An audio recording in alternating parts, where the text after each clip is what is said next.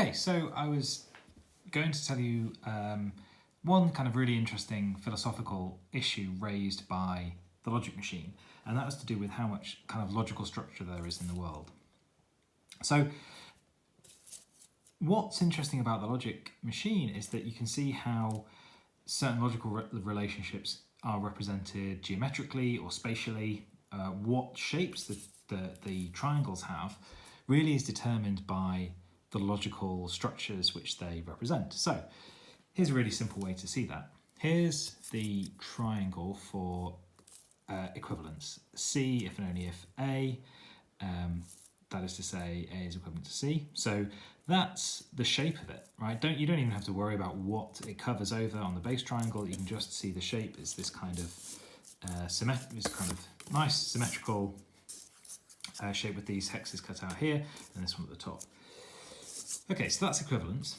Now, what is equivalence? Well, equivalence is just C only if A and A only if C, right? That's why we say equivalence is C if and only if A, right?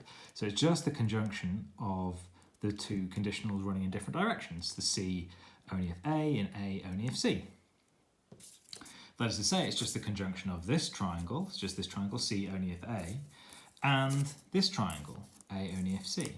Now you can see C only if A and A only if C, obviously different, but when you put them together, they have precisely the same spatial shape. They have this exact same shape with these hexes cut out here and this one at the top as the equivalence hex, right? So the logical structure of equivalence, C if only if A, really reflects or is reflected by the spatial structure, the physical structure of the templates.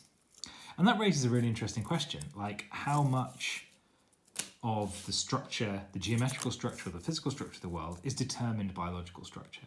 That's a very deep and difficult question, but comes up right at the beginning of analytic philosophy in Russell, who's very kind of interested in that question, and precisely, and in also in kind of early Wittgenstein, exactly how does the structure of the world reflect logical structures, and how are logical structures built up, how do logical structures in the world work, or do they work? Is there such a thing? Here's another really quick example of that. You can see how here we have the equivalence template, and it has the these hexes cut out. Now, if we look at exclusive disjunction, that is C only if C or A but not both, you can see that it has precisely the mirror image structure, right? It has exactly the opposite, as it were, hexes. So every hex in this that is filled is empty, and every hex that is empty is filled in exclusive disjunction. So that will tell you straight away that there's some relationship between exclusive disjunction and equivalence.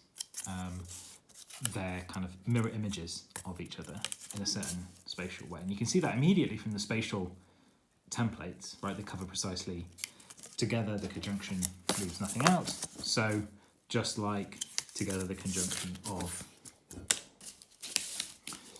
A and not A leaves nothing uncovered. So there's nothing's consistent with those. So there you go. There's a little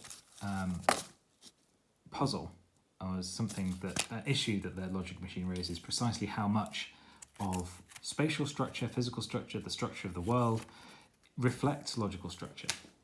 Because we can see that in at least certain cases, that logical structure is perfectly reflected by these triangles. Okay,